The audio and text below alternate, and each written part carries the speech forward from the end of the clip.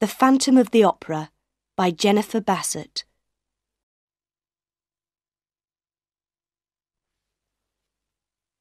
Chapter 1. The Dancers. Quick! Quick! Close the door! It's him! Annie Sorelli ran into the dressing room, her face white. One of the girls ran and closed the door, and then they all turned to Annie Sorelli. Who? Where? What's the matter? They cried. It's the ghost, Annie said. In the passage. I saw him. He came through the wall in front of me. And I saw his face. Most of the girls were afraid, but one of them, a tall girl with black hair, laughed. Pooh, she said. Everybody says they see the opera ghost, but there isn't really a ghost. You saw a shadow on the wall. But she did not open the door or look into the passage.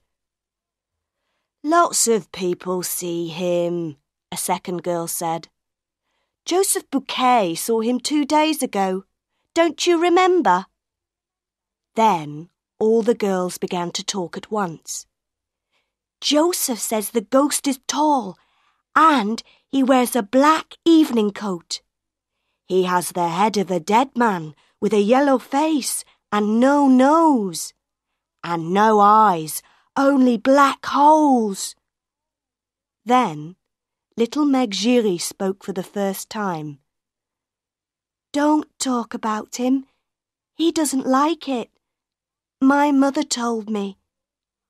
Your mother? The girl with black hair said. What does your mother know about the ghost?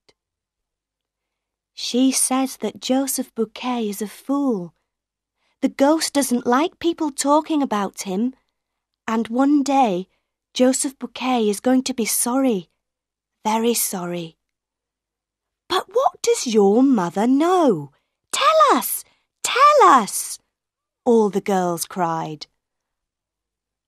Oh dear, said Meg. But please don't say a word to anyone. You know my mother is the doorkeeper for some of the boxes in the opera house. Well, box 5 is the ghost's box. He watches the operas from that box, and sometimes he leaves flowers for my mother. The ghost has a box and leaves flowers in it? Oh, Meg, your mother's telling you stories. How can the ghost have a box? It's true. It's true, I tell you, Meg said. Nobody buys tickets for box 5, but the ghost always comes to it on opera nights. So somebody does come there? Why, no. The ghost comes, but there is nobody there. The dancers looked at Meg. But how does your mother know? One of them asked. There's no man in a black evening coat with a yellow face. That's all wrong. My mother never sees the ghost in box 5, but she hears him. He talks to her, but there is nobody there. And he doesn't like people talking about him. But that evening, the dancers could not stop talking about the opera ghost. They talked before the opera, all through the opera, and after the opera. But they talked very quietly, and they looked behind them before they spoke. When the opera finished, the girls went back to their dressing room. Suddenly, they heard somebody in the passage, and Madame Giry, Meg's mother, ran into the room. She was a fat, motherly woman with a red, happy face. But tonight, her face was white. "Oh, girls," she cried, Joseph Bouquet is dead. You know he works a long way down, on the 4th floor under the stage. The other stage workers found his dead body there an hour ago, with a rope around his neck. It's the ghost, cried Meg Giry. The ghost killed him.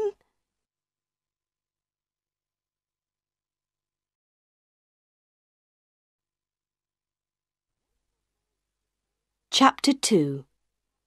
The Directors of the Opera House. The Opera House was famous, and the directors of the Opera House were very important men. It was the first week of work for the 2 new directors, Monsieur Armand Moncharmin and Monsieur Firmin Richard. In the director's office the next day, the 2 men talked about Joseph Bouquet. It was an accident, Monsieur Armand said angrily, or Bouquet killed himself. An accident.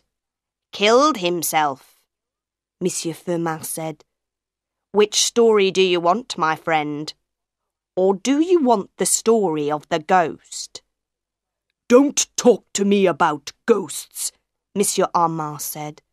We have 1,500 people working for us in this opera house, and everybody is talking about the ghost. They are all mad. I don't want to hear about the ghost, okay? Monsieur Firmin looked at a letter on the table next to him. And what are we going to do about this letter, Armand? Do? Cried Monsieur Armand. Why, do nothing, of course. What can we do? The 2 men read the letter again. It wasn't very long. To the new directors. Because you are new in the opera house, I am writing to tell you some important things. Never sell tickets for box 5. That is my box for every opera night. Madame Giry, the doorkeeper, knows all about it. Also, I need money for my work in the opera house. I am not expensive, and I am happy to take only 20,000 francs a month. That is all. But please remember, I can be a good friend, but a bad enemy. O.G. Don't sell tickets for box 5. 20,000 francs a month. Monsieur Armand was very angry again. That's the best box in the opera house, and we need the money, Firmin. And who is this O.G., eh? Tell me that. Opera ghost, of course, Monsieur Firmin said. But you're right, Armand. We can do nothing about this letter. It's a joke, a bad joke. Somebody thinks we are fools because we are new here. There are no ghosts in the opera house. The 2 men then talked about the opera for that night. It was Faust, and usually La Carlotta sang Margarita. La Carlotta was Spanish and the best singer in Paris. But today, La Carlotta was ill. Everybody in Paris is going to be at the opera tonight, said Monsieur Armand. And our best singer is ill, suddenly. She writes a letter to us just this morning. She is ill. She cannot sing tonight. Don't get angry again, Armand, Monsieur Firmin said quickly. We have Christine Daae, that young singer from Norway. She can sing Margarita tonight. She has a good voice. But she's so young, and nobody knows her. Nobody wants to listen to a new singer. Wait and see. Perhaps Daae can sing better than La Carlotta. Who knows?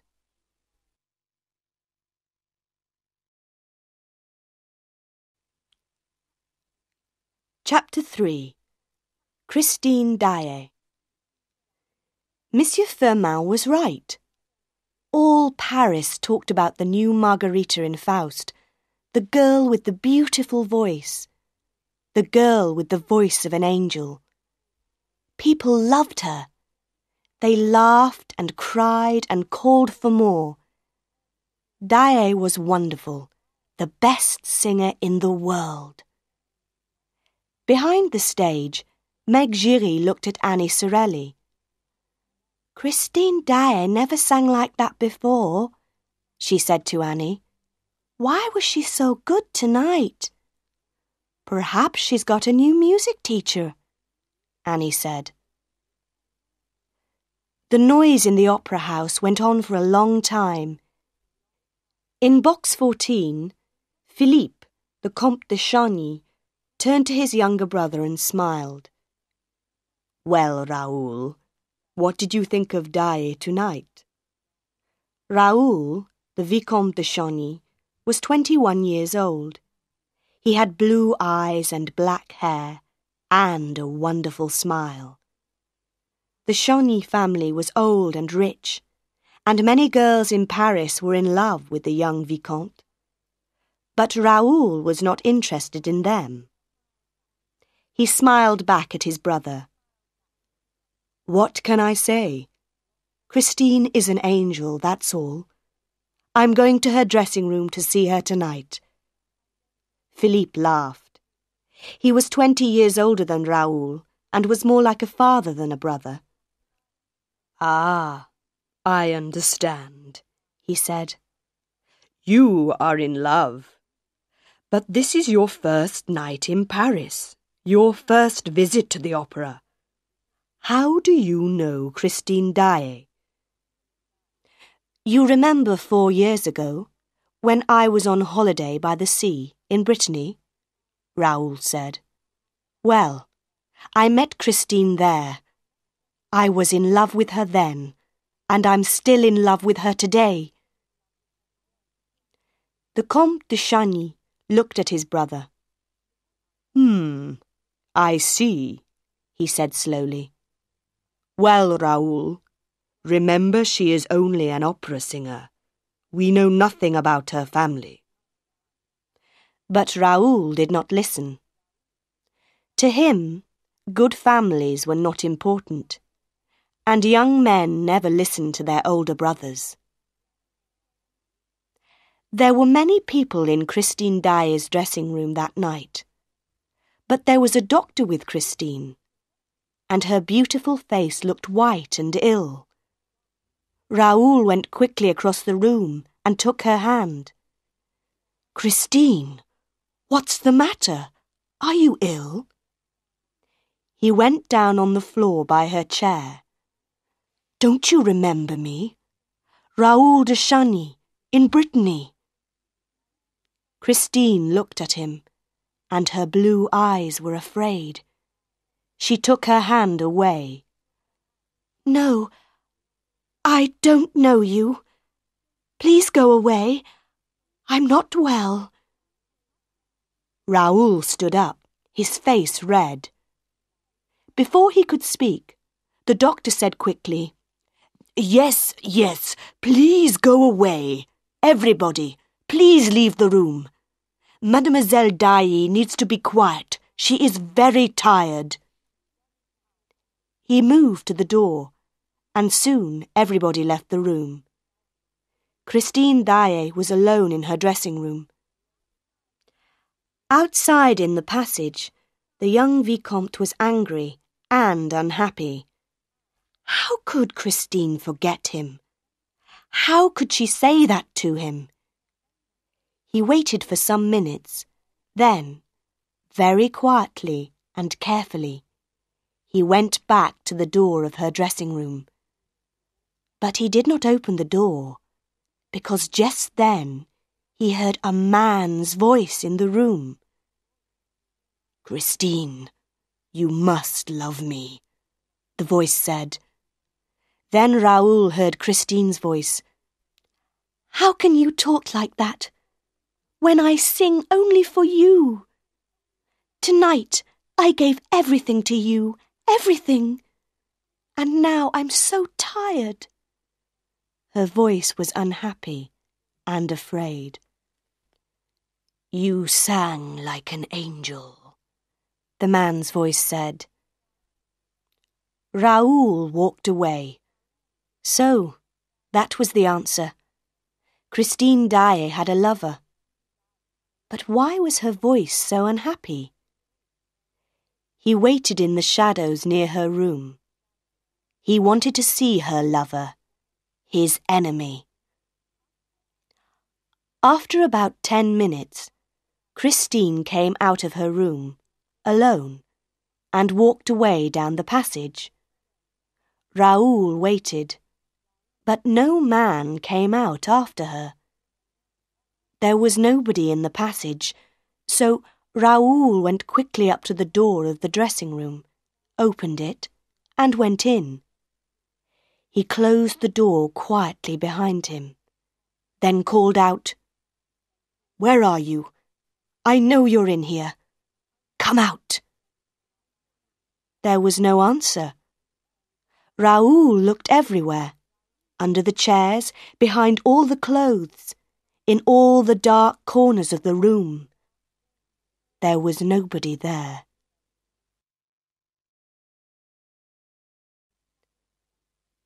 Chapter 4. The Phantom is Angry.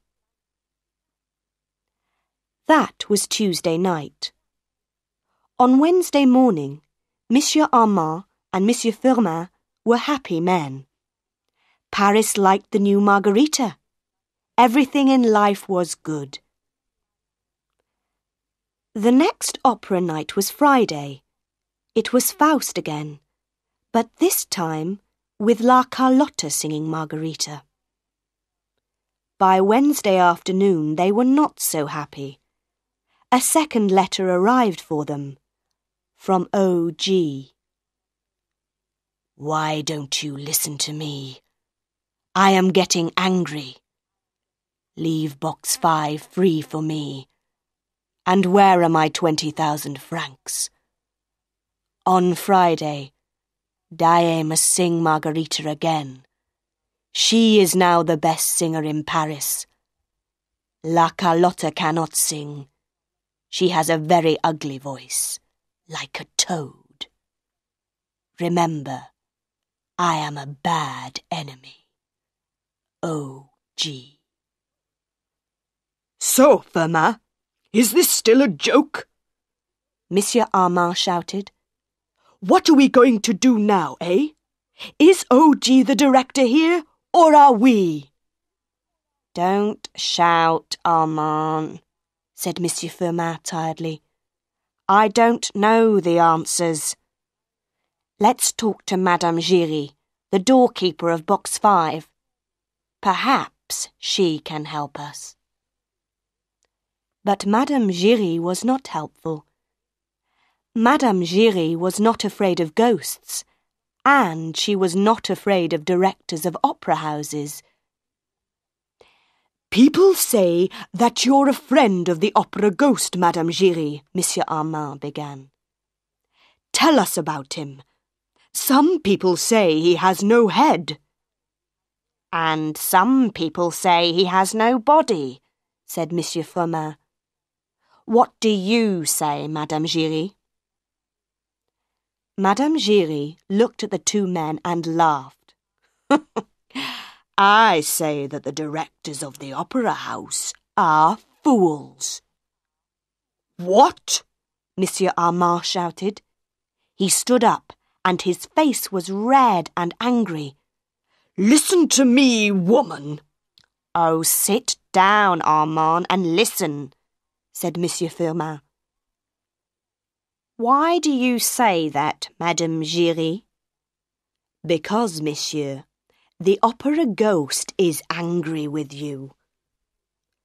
When the ghost wants something, he must have it. He is clever and dangerous, this ghost. The old directors before you, they knew that, oh yes. At first they tried to stop him. Then there were many accidents in the opera house, many strange accidents. And when did these accidents happen? When the ghost was angry. So, The old directors learnt very quickly. The ghost wants box 5, he can have it every night. The ghost wants money, let's give the money to him at once. Oh yes, the old directors understood very well. But we are the directors, not the opera ghost, Monsieur Armand shouted. He turned to Monsieur Firmin. This woman is mad. Why do we listen to her? On Friday night, La Carlotta is going to sing Margarita. And you and I, Firmin, are going to watch the opera from box 5. Well, we can try that, Armand, but we don't want any accidents. Madame Giry came nearer to the two men. Listen to me, she said quietly. Remember Joseph Bouquet? I tell you, the opera ghost is a good friend, but a bad enemy. The two men stared at her. Those words, Monsieur Firmin said slowly. Why did you say those words, Madame Giry? Because the ghost says them to me. I never see him, but I often hear him. He has a very nice voice, and he doesn't shout at people.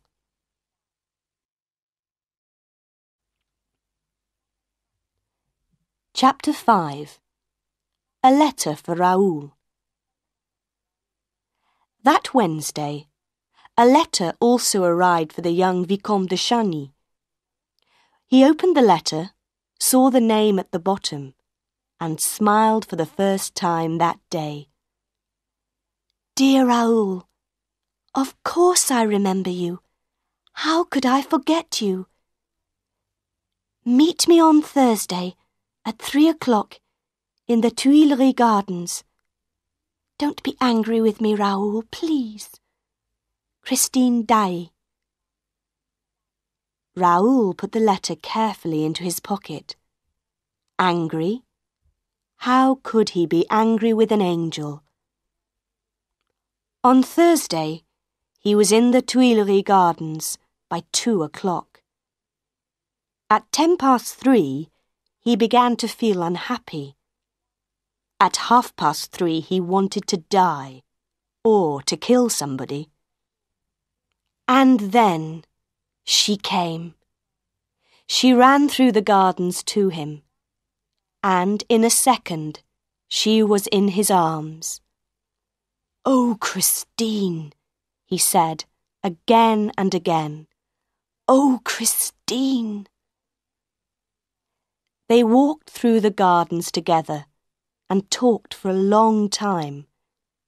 They remembered their happy weeks in Brittany 4 years ago. But why did you go away, Christine? Raoul asked. Why didn't you write to me? For a minute or two, Christine said nothing.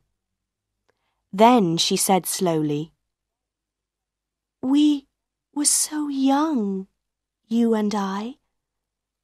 I was just a poor singer from Norway, and you were the Vicomte de Chagny. I knew I could never be your wife. But I love you, Christine. No, shh. Listen to me, Raoul, please. I went home to Norway, and a year later, my father died. I was very unhappy. But I came back to France, to Paris. I worked and worked at my singing, because I wanted to be an opera singer. Not just a good singer, but the best opera singer in Paris.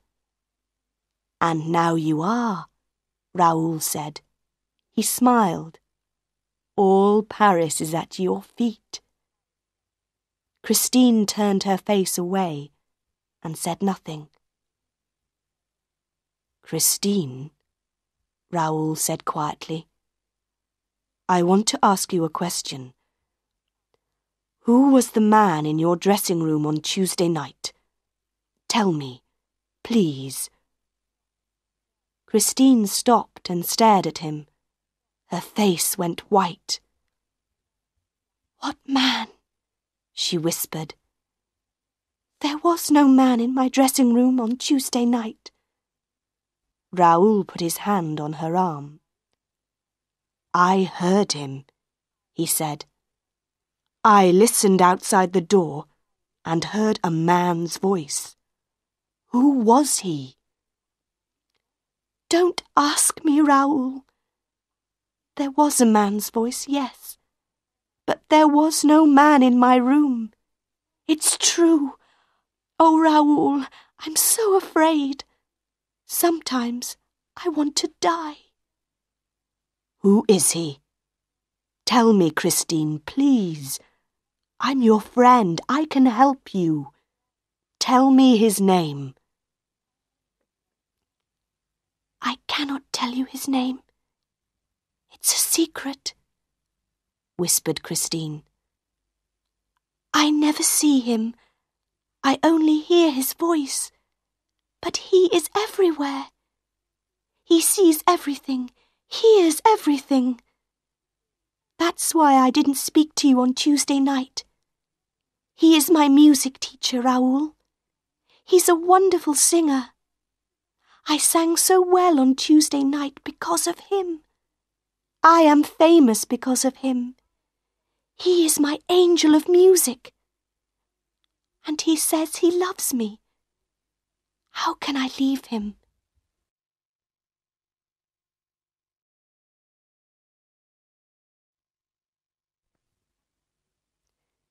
Chapter 6. La Carlotta sings Margarita. On Friday morning, La Carlotta had her breakfast in bed. She drank her coffee and opened her morning letters. One letter had no name on it. It was very short. You are ill. You cannot sing Margarita tonight. Stay at home and don't go to the opera house. Accidents can happen. Do you want to lose your voice forever? La Carlotta was very, very angry. She got out of bed at once and did not finish her breakfast. This is from Christine Daae's friends, she thought. They want her to sing again tonight. That Daae girl is going to be sorry for this. I, La Carlotta, I am the best opera singer in Paris.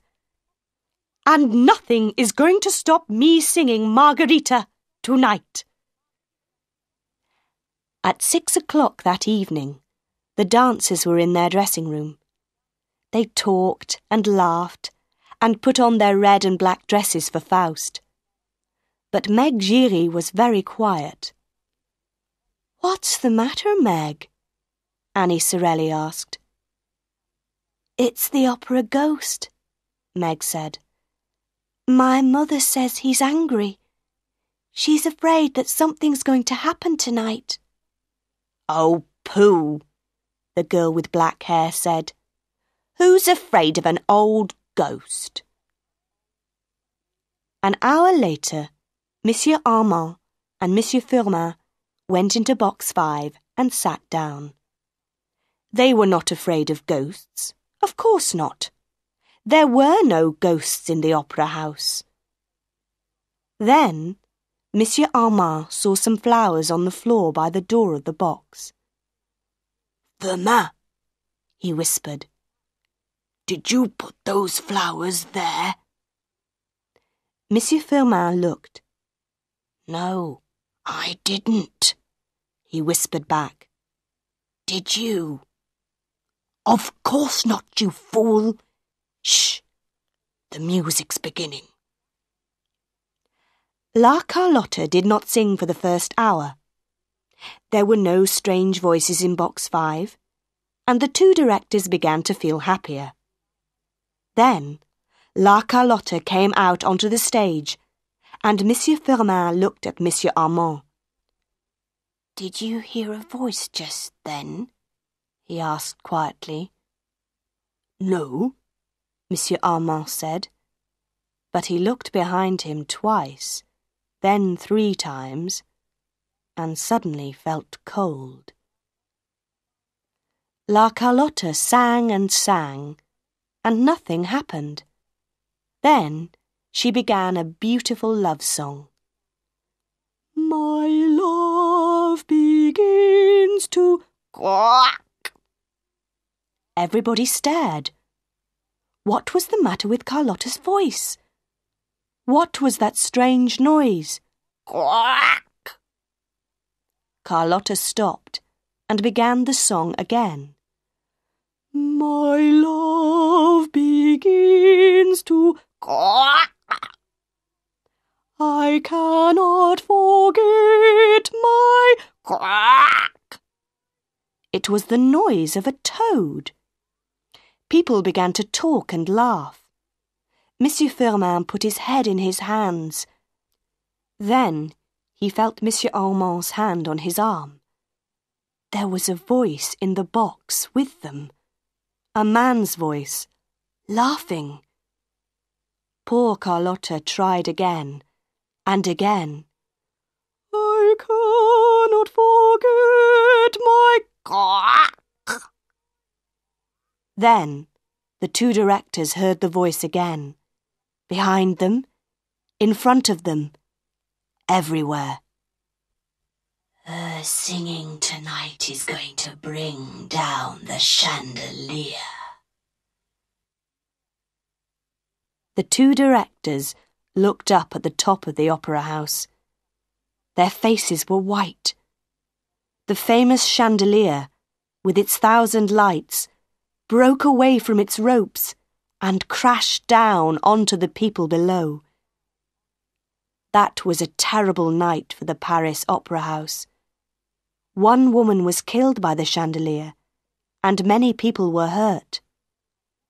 The opera house closed for 2 weeks, and La Carlotta never sang again.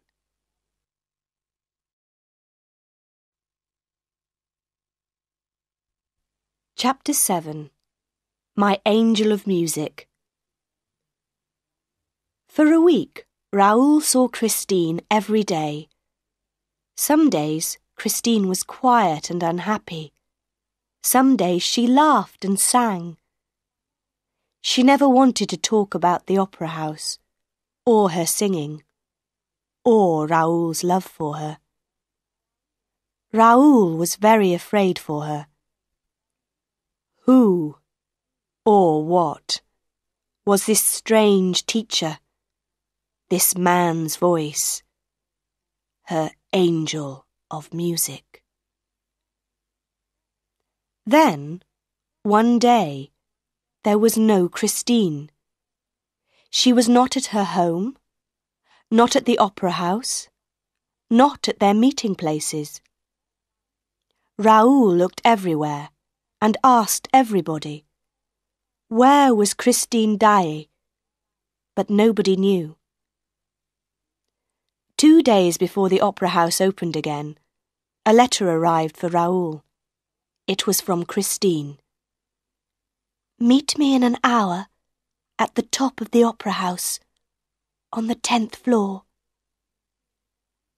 The 10th floor of the opera house was a dangerous place. There were hundreds of ropes going down to the stage below. It was a long, long way down. Raoul and Christine sat in a dark corner, and Raoul took Christine's hands. Her face was white and tired. Listen, Raoul, she said quietly. I'm going to tell you everything. But this is our last meeting. I can never see you again. No, Christine, Raoul cried. I love you, and we... Shh! Quietly. Perhaps he can hear us. He's everywhere in the opera house, Raoul. Who? What are you talking about, Christine? my angel of music. I couldn't meet you last Saturday because he came for me and took me away. I was in my dressing room in the opera house, and suddenly he was there in front of me. I saw the voice for the first time. He wore black evening clothes and a mask over his face. He took me through many secret doors and passages, down under the opera house. There is a lake down there, a big lake. The waters are black and cold. He took me across the lake in a boat to his house. He lives there, Raoul, in a house on the lake, under the opera house. Raoul stared at her. Was his beautiful Christine mad? Christine saw his face and said quickly, "It's true, Raoul, it's true. And he is the Phantom of the Opera. But he's not a ghost. He's not an angel of music. He's a man.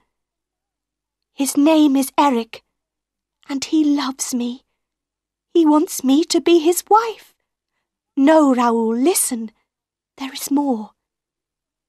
He told me all this in his house, in a beautiful room. He said that no woman could ever love him because of his face. He was so unhappy. Then he took off his mask, and I saw his face." She began to cry, and Raoul put his arms around her. "Oh, Raoul, he has the most terrible face. It is so ugly. I wanted to scream and run away. But where could I run to? He has the face of a dead man, Raoul, but he is not dead. He has no nose, just 2 black holes in his yellow face. And his eyes. Sometimes they are black holes. Sometimes they have a terrible red light." She put her face in her hands for a second. Then she said, "I stayed in his house for 5 days. He was very good to me, and I felt sorry for him, Raoul.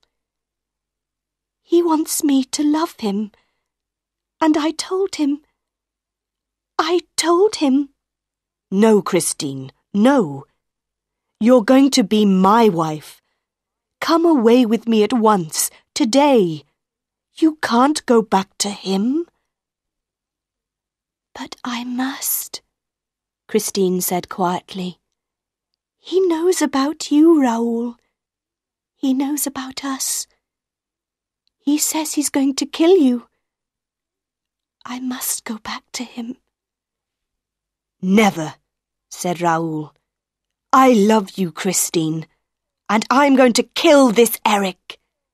Eric, Eric, Eric, Eric. The word whispered round the opera house. Raoul and Christine stared. "What was that?" Raoul said, afraid. "Was that his voice? Where did it come from?" "I'm afraid, Raoul," Christine whispered. "I'm singing Margarita again on Saturday. What's going to happen?" "This," Raoul said. "After the opera on Saturday night, you and I are going away together. Come on, let's go down now. I don't like it up here." They went carefully along a dark passage to some stairs, then suddenly stopped. There was a man in front of them, a tall man in a long dark coat and a black hat. He turned and looked at them. "No," "Not these stairs," he said. "Go to the stairs at the front, and go quickly." Christine turned and ran. Raoul ran after her. "Who was that man?" he asked. "It's the Persian," Christine answered. "But who is he? What's his name? Why did he tell us to go to the front stairs?" "Nobody knows his name. He's just the Persian. He's always in the opera house. I think he knows about Eric, but he never talks about him. Perhaps he saw Eric on those stairs and wanted to help us." Hand in hand, they ran quickly down the stairs, through passages, then more stairs and more passages. At one of the little back doors to the opera house, they stopped. "On Saturday night, then, after the opera," Raoul said, "I'm going to take you away and marry you." Christine looked up into his face. "Yes, Raoul." Then they kissed, there by the door of the opera house. Their first kiss.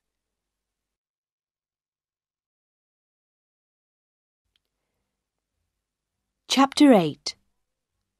Where is Christine Daae? On Saturday morning, Comte Philippe looked across the breakfast table at his brother. "Don't do it, Raoul, please. All this talk about ghosts and phantoms. I think the girl is mad." "She's not mad, and I'm going to marry her," Raoul said. "She's only a little opera singer," Philippe said unhappily.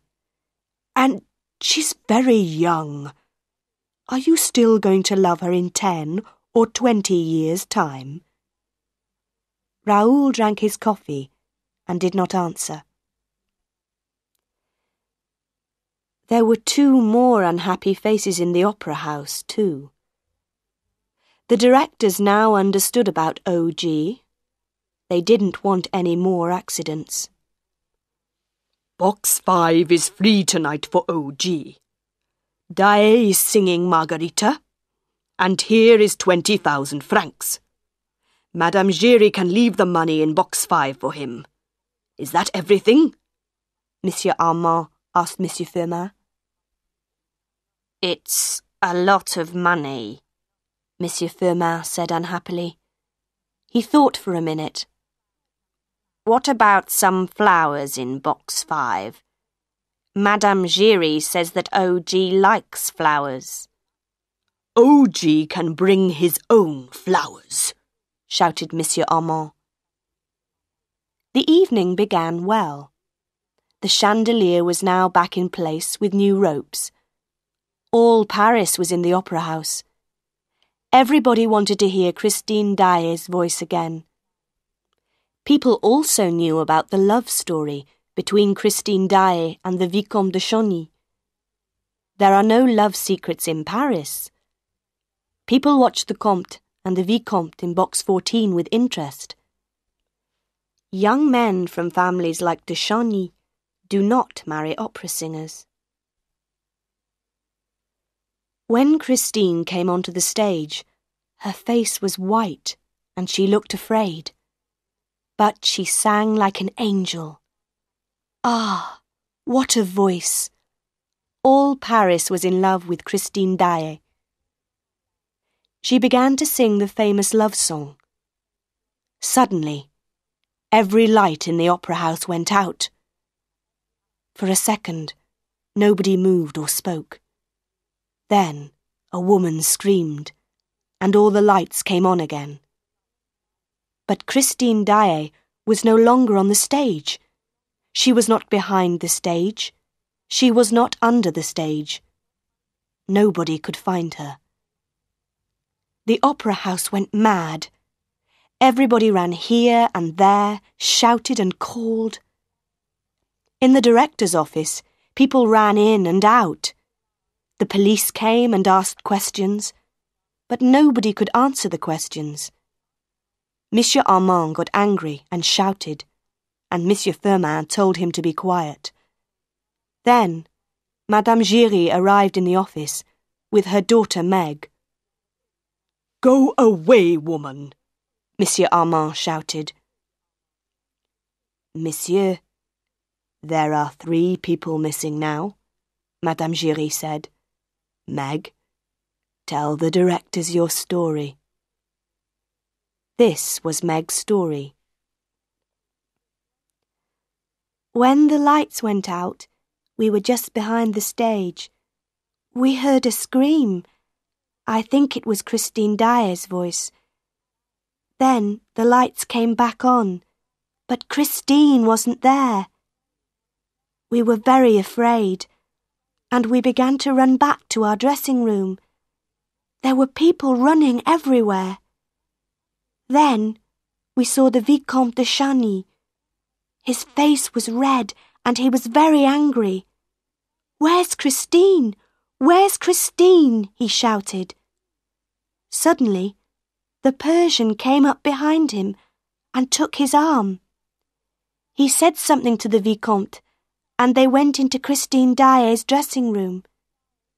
Yes. And then, Monsieur Firmin said quickly, what happened next? Nobody knows. Meg's face was white. We looked into Christine Dyer's dressing room, but there was nobody there.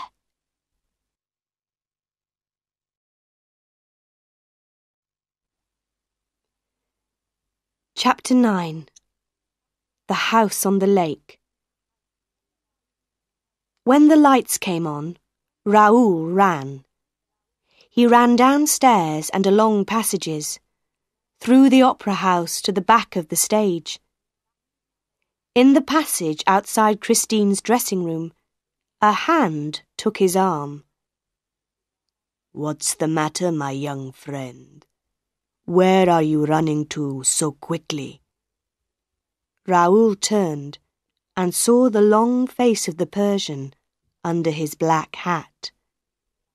"Christine," Raoul said quickly. "Eric's got her.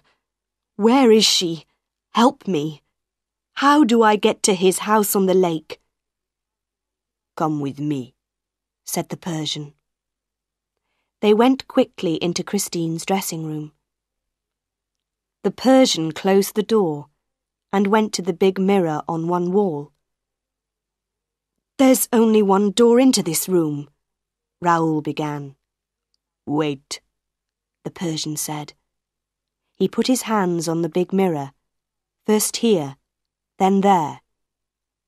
For a minute, nothing happened. Then, the mirror began to move and turn, and a big dark hole opened in it. Raoul stared. "Quick, come with me, but be careful," the Persian said. "I know Eric. I understand his secrets. Put your right hand up near your head, like this, and keep it there all the time." "But why?" Raoul asked. "Remember Joseph Bouquet and the rope around his neck? Eric is a clever man with ropes in the dark." They went down, down, down under the opera house. They went through secret doors in the floors, then along passages and down dark stairs. The Persian listened carefully all the time for strange noises. "When do we get to the lake?" Raoul whispered.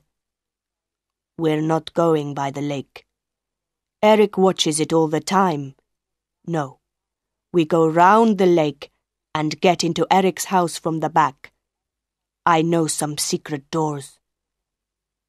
Soon they were there.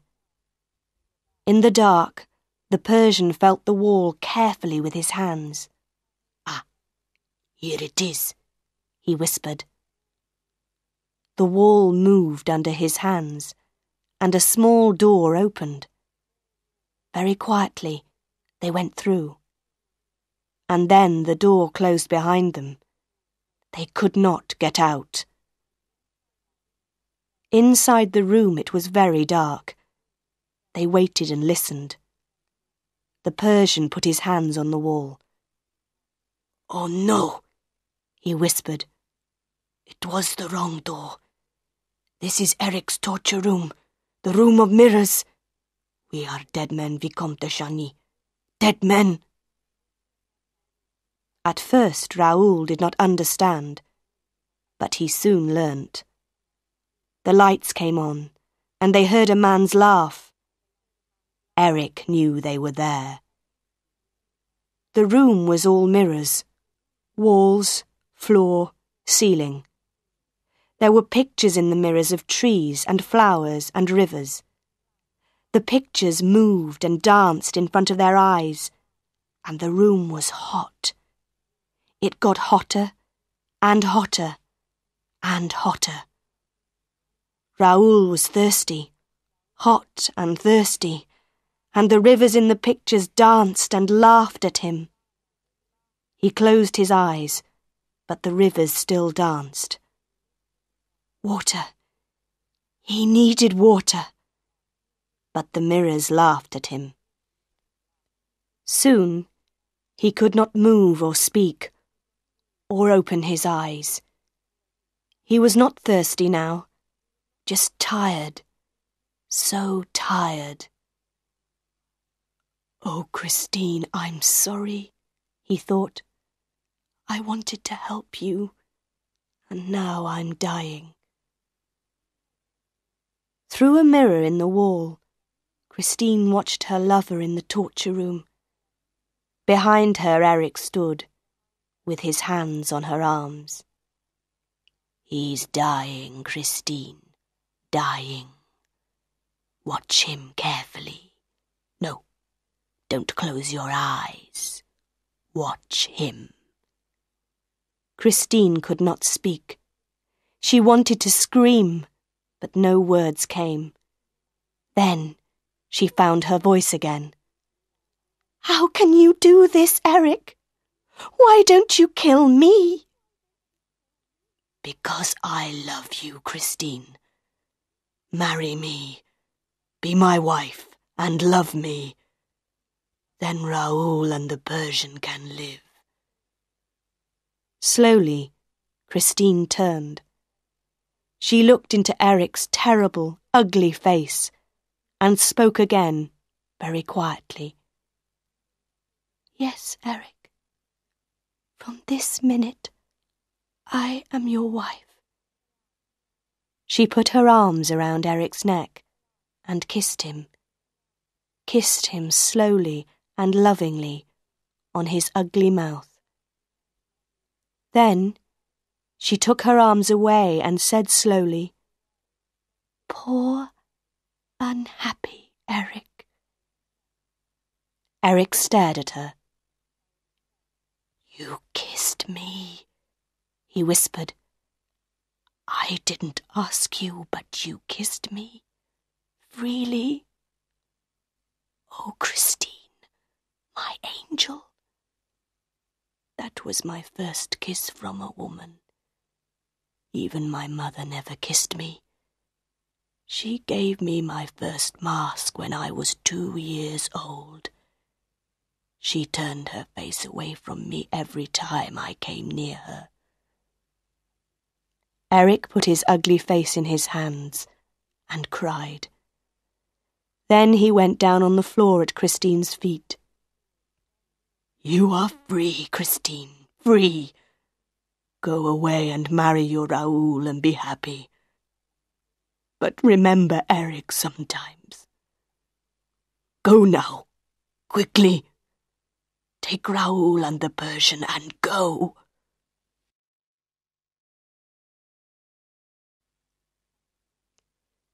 Chapter 10. Madame Giry visits the Persian. For weeks, all Paris talked about that night at the opera.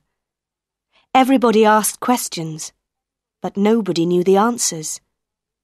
Where was Christine Daae? Where was the Vicomte de Chagny? Were they alive or dead? And the Phantom of the Opera? Some weeks after that famous night, Madame Giry went out one afternoon to a small house near the Rivoli Gardens. She went in and up the stairs to some rooms at the top of the house. The Persian opened the door. Madame Giry looked at him. "My friend, you know the answers. Please tell me, are they alive or dead?" "Come in," the Persian said quietly. They sat down on some chairs by the window and looked out across the Rivoli Gardens. "Yes," the Persian said slowly. "The phantom is dead now. He did not want to live any longer.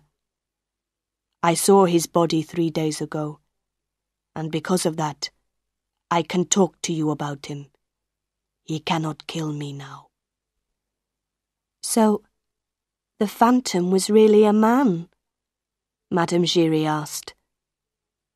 "Yes, his name was Eric. That was not his real name, of course. He was born in France, but I knew him in Persia. He was a famous builder, and I worked with him there. For a time, I was his friend, but not for long. When he came to Paris, I came after him. I wanted to watch him. He was a very clever, very dangerous man. He could be in 2 or 3 places at the same time. He could be in one place, and his voice could come from another place. He could do many clever things with ropes, and mirrors, and secret doors. You see, he helped to build the opera house. He built secret passages underground, and his secret house on the lake. He could not live in the outside world because of his terrible, ugly face. Unhappy Eric. We can feel sorry for him, Madame Giry. He was so clever, and so ugly. People screamed when they saw his face. And so he lived this strange life, half man, half phantom. But he was a man in the end. He wanted a woman's love." He stopped, and Madame Giry asked quietly, "And Christine Daae and Vicomte Raoul, what happened to them?" The Persian smiled. "Ah, yes. What happened to young Raoul and the beautiful Christine? Who knows?" Nobody in Paris ever saw Raoul and Christine again. Perhaps they took a train to the north and lived a quiet, happy life together there. Perhaps Christine's wonderful voice is still singing somewhere in the cold and beautiful mountains of Norway. Who knows?